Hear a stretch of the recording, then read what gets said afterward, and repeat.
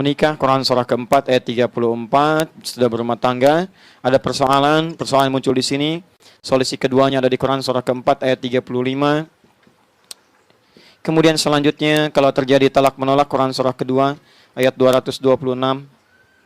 Mungkin sampai 240-nya. Ya. Di sini. Pertama, tidak ada orang menikah tidak punya masalah. Ingat itu. Dalilnya ada di Quran surat 30 ayat 21. Bahkan dalil ini telah Anda cantumkan di surat undangan kalau mengundang orang lain dalam pesta pernikahan Anda atau dalam akad. Tapi anehnya yang ngundang tidak tahu isi surat undangan. Itu aneh. Harusnya orang yang mengundang tahu isi undangan. Ini disebarkan tapi nggak dibaca isi undangannya. Ayatnya berkata, wa min ayatihi an khalaqa lakum min anfusikum azwaja litaskunu ilaiha. Tayyib. Fokus, duhai Anda yang merindukan samara, bahkan samarata dalam rumah tangganya, sakinah, mawaddah dan rahmah. Tayyib, teman-teman lihat baik-baik. Sakinah itu apa itu sakinah? Orang Arab mengatakan begini, sakanatus syajaratu idza dhahabatir ruh, dhahabatir rih. Pohon ini, tangkai ini akan tenang kalau angin yang menerpa itu sudah hilang. Sakinah itu ketenangan yang lahir setelah angin yang menerpa hilang.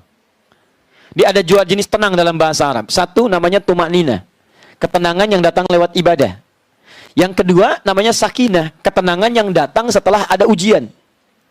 Angin pergi, tiba-tiba tenang. Ya, maaf, datang, misalnya di dalam satu bahtera, tiba-tiba ada badai, ada ombak tinggi. Oh, gonjang-ganjing, gonjang-ganjing. Bukankah setelah ombak tinggi hilang, tenang kan? Tenang, teduh ya. Teduh itu muncul setelah ombaknya hilang. Kalau nggak ada ombak, ketenangan nggak dirasakan. Dan hebatnya kadang-kadang lebih tenang dibandingkan sebelum ada ombak. Enak gitu. Kalau nggak ada ombak tuh biasa. Tiba-tiba ada ombak, wah, ada situasi lain ya. Ada rasa tersendiri. Ya, ada aura yang berbeda. Ada sensasi yang tidak sama. Ya, awal wah berjuang macam-macam. Setelah hilang, tiba-tiba jadi apa? Jadi kisah. Jadi canda. Tahu nggak waktu ombak datang? Katanya pemberani. Kok nyangkut di tiang itu begini? Cerita macam-macam.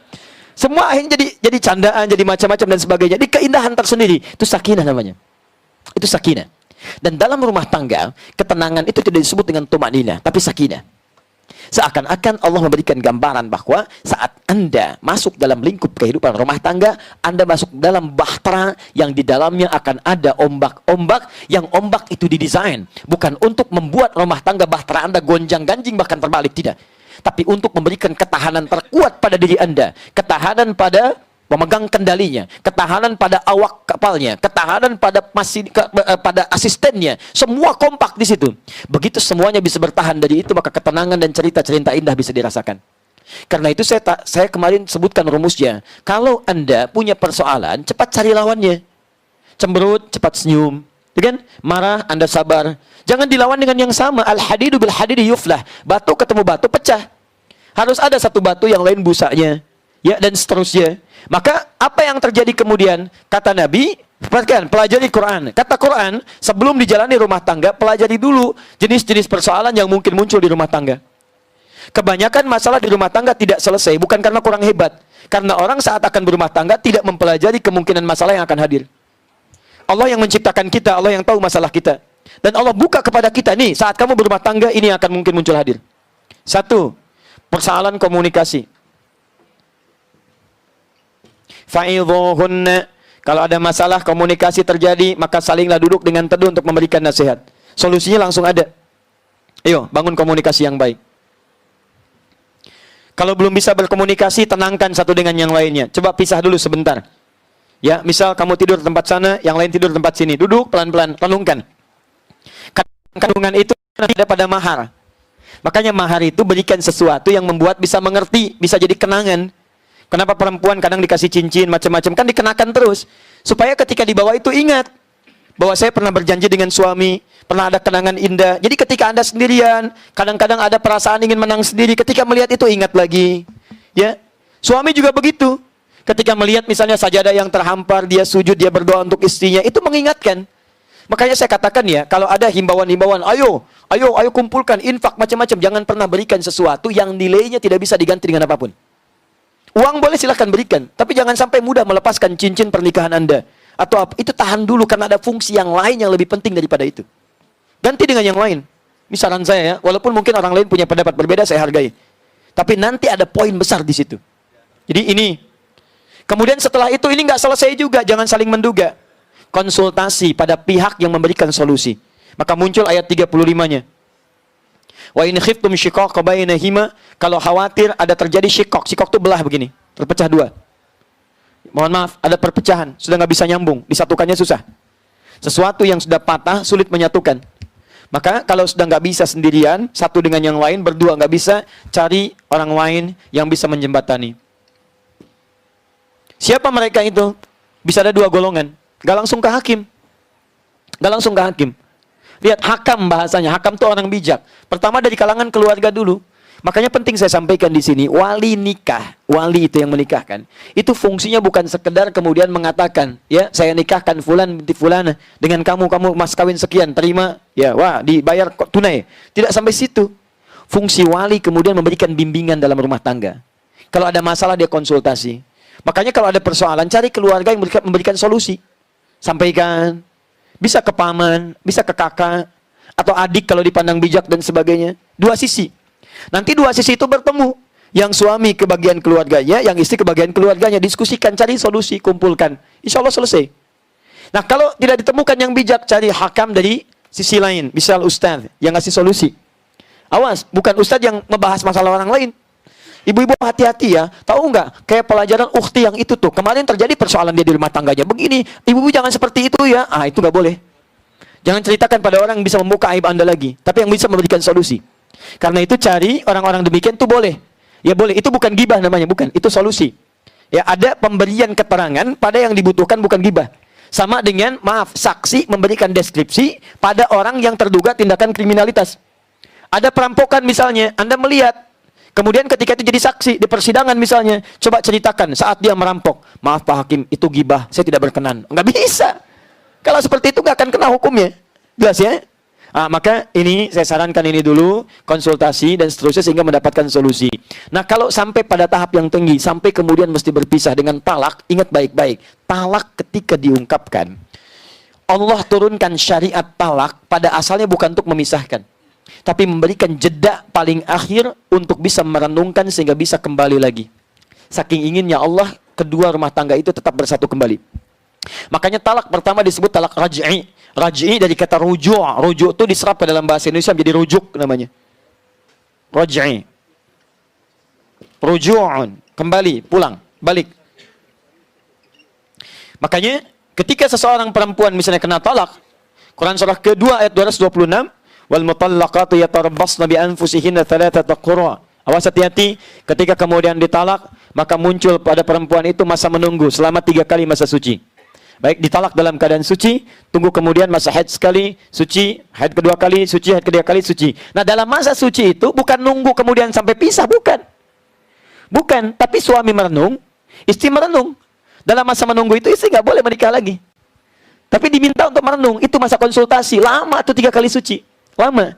Di suami minta pertimbangkan lagi, tapi kalau sudah ada anak misalnya dan sebagainya. Lalu keluarga mendorong, bukan didorong untuk pisah. Didorong untuk memberikan solusi. Karena, Masya Allah, boleh jadi Allah titipkan dia kepada kamu. Cuman kamu yang bisa memberikan pencerahan kepada dia. Buktinya kamu kuat sampai sekarang. Kalau orang lain belum tentu kuat. Tapi saya sudah tidak kuat. Ketika kamu bilang tidak kuat, itu jembatan menuju kekuatan yang baru. Orang lain belum tentu, kamu yang bisa bertahan. Ayo bismillah. Tapi kan dia begitu. Asia saja sabar menghadapi Firaun. Suami kamu bukan Firaun. Ayo, bismillah, bismillah. Kalau laki-laki, Nabi Nuh saja yang nabi, bisa sabar menghadapi istrinya. Kamu bukan nabi, masa kamu menyerah? Bismillah, bismillah. Dorong, dorong, dorong. Ya. Nah setelah itu ambil solusi-solusi sampai sekali suci. Kalau sudah sadar, pertemukan, bikin perjanjian. Yang tidak suka apa? Ini, tuliskan. Kamu kenapa begini? Komitmen yuk kita bangun. Tidak ada yang sempurna. Kamu bukan malaikat, dia bukan setan. Selama kalian manusia, pasti ada salah, wajar. Kalau pengen dicari, akan ketemu. Bismillah, terus ajarkan. Sudah seperti itu 2 kali suci belum ketemu, yang ketiga kali. Kalau sudah 3 kali kemudian, mohon maaf, tidak juga ada pertemuan, tidak ada kesadaran, maka berhak si perempuan kemudian untuk memutuskan apakah dia akan menikah dengan yang lain atau tidak. Tapi sepanjang dari masa itu, tiba-tiba suami pengen rujuk ya, maka perempuan tidak ada alasan untuk menolak. Awas. Dan jangan sengaja memancing karena pengen pisah, sengaja mengeluarkan kalimat. Bang, kok cinta terus? Sekali-kali bilang tolak dong. Itu nggak boleh. Nggak boleh, ya. Awas. Atau memancing keadaan supaya menolak. Itu haram hukumnya. Dan wanita seperti itu tidak akan pernah mencium bau surga. Tidak akan nyium. Bukan masuk, nyium aja enggak. Nyium aja tidak, itu bahaya, ya. Karena itu bagaimana solusinya? Saya katakan pertama, pada kalimat seperti ini tidak langsung berlaku 3. Dan jangan main-main, ya. Main-main. Thalathatun jidduhunna jiddun. Ada 3 hal. Yang main-mainnya jadi kenyataan, seriusnya pun jadi nyata. Termasuk pernikahan. Makanya artis-artis juga saya sarankan nih teman-teman di artis, hati-hati kalau ada adegan-adegan pernikahan, awas jangan diucapkan secara nyatanya. Awas hati-hati, itu bisa jadi nyata. Ya, saya terima nikahnya si fulana binti fulan gini-gini dengan mas kawin sekian, disebutkan plus dengan bapak biologisnya, langsung jadi itu. Ya, makanya dari situ hati-hati, hukum tuh harus jelas, harus jelas.